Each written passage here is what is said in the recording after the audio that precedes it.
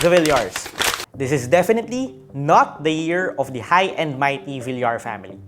The biggest blow came with the collapse of Villar Land's valuation after an external auditor rejected its trillion-peso paper gains, a humiliation that wiped out billions from the clan's reported wealth. Dahil sa issue, binawi ng Securities and Exchange Commission ang accreditation ng appraiser na nag-evaluate ng asset value ng Villar Land. And it wasn't the only Villar business under fire.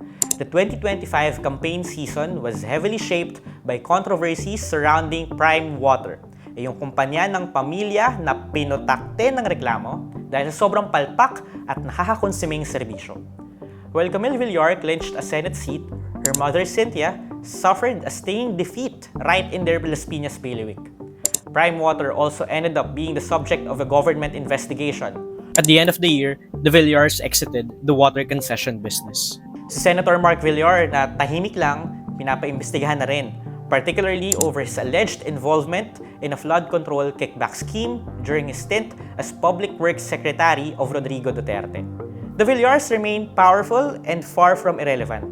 Pero, walang duda, 2025 has been one of the most stressful years for one of the country's wealthiest clans.